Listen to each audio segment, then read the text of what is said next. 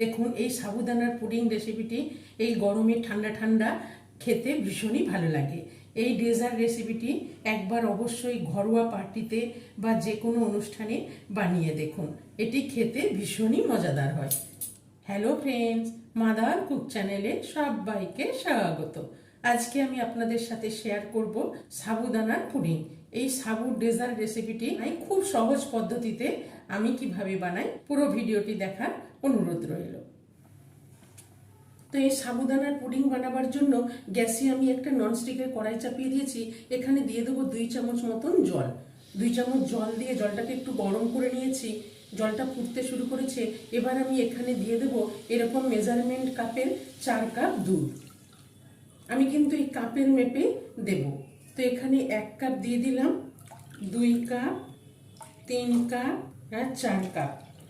এই কাপের আমি মোট 4 কাপ দুধ দিয়ে দিলাম। দুধটাকে দিয়ে এবার ভালো করে ফুটিয়ে নেব আর দুধটাকে অনবরত নাড়তে থাকবো।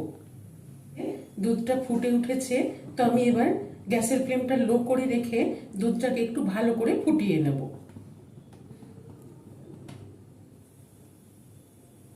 দেখুন দুধটাকে 2-4 মিনিট ভালো করে ফুটিয়ে নিলাম, ফুটে গেছে।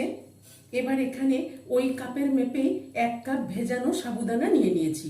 সাবুদানাটাকে আমি একটু ভিজিয়ে রেখেছিলাম, দিয়ে জলটাকে ছেঁকে রেখেছিলাম। সেই ভেজানো সাবুদানা ওই কাপের মেপেই 1 কাপ নিয়ে নিয়েছি। এবার সাবুদানাটা আস্তে আস্তে এর মধ্যে দিয়ে দেবো। মেজারমেন্ট কাপ না থাকলে আপনারা যে কোনো কাপ বা বাটির মাপে মেপে নেবেন, কেন কি মাপটা যেন ঠিক থাকে। আমি ওই কাপেরই 4 কাপ দুধ নিয়েছি আর 1 কাপ ভেজানো সাবুদানা দিয়ে দিলাম, দিয়ে ভালো করে ফুটিয়ে নেব। খুব সহজ রেসিপি এবং এই গরমে বানিয়ে ফ্রিজে রেখে দিলে ঠান্ডা ঠান্ডা খেতে ভীষণই ভালো লাগে। সাবুদানাটা দিয়ে নাড়তে থাকবো আর একটু ভালো করে ফুটিয়ে নেব।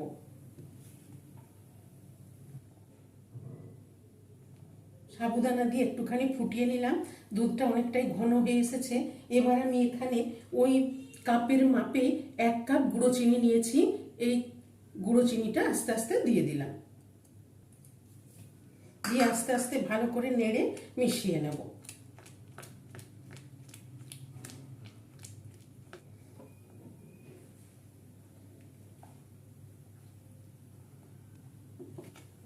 এরকম নেড়ে নেড়ে একটু ফুটিয়ে নেব। এবার দেখুন এখানে 1 টেবিল চামচ এরকম ভরে ভরে 1 টেবিল চামচ কর্নফ্লাওয়ার নিয়ে নিয়েছি। এই কর্নফ্লাওয়ারটা একটু জলে গুলে নেব। এখানে জল দিয়ে দিচ্ছি, দিয়ে একটু জলে গুলে নেব। আপনারা চাইলে কর্নফ্লাওয়ারের পরিবর্তে কাস্টার্ড পাউডার দিয়েও বানাতে পারেন, তবে আমি যেহেতু সাবুদানার ডেজার্ট বানাচ্ছি একটু সাদা সাদা হবে, সেই জন্য আমি কর্নফ্লাওয়ার দিয়ে বানাচ্ছি। গুঁড়ো চিনিটা দিয়েও ভালো করে ফুটিয়ে নিলাম। অনেকটাই ভারী হয়ে গেছে, ঘন হয়ে গেছে, চিনিটা ভালোভাবে মিশে গেছে। এবার আমি এখানে কর্নফ্লাওয়ারটা যে গুলে নিয়েছি, এই কর্নফ্লাওয়ারটা আস্তে আস্তে দিতে থাকবো আর নাড়তে থাকবো।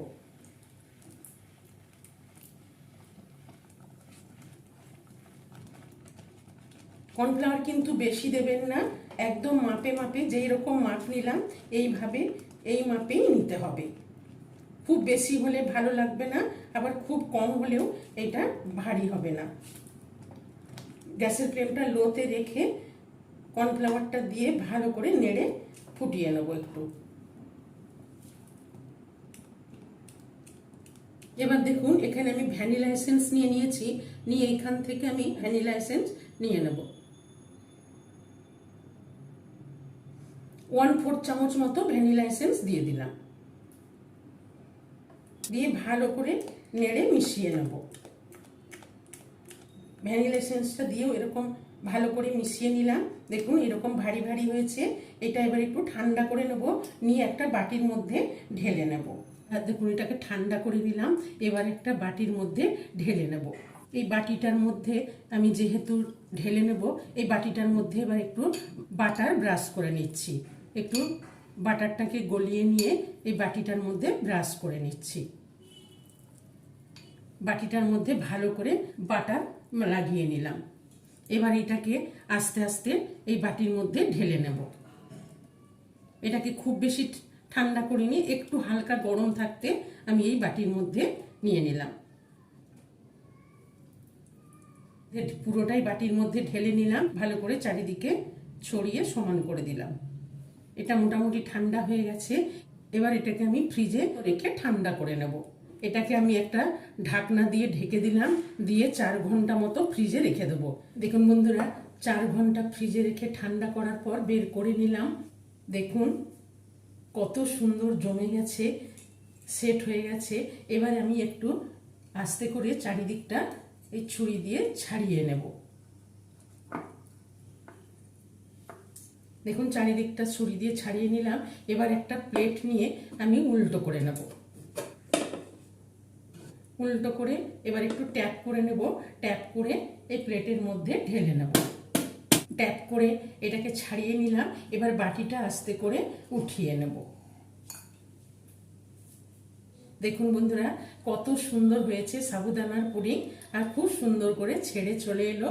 দেখুন কত সুন্দর নরম তুলতুলে এই সাবুদানার পুডিং তৈরি হয়ে গেছে।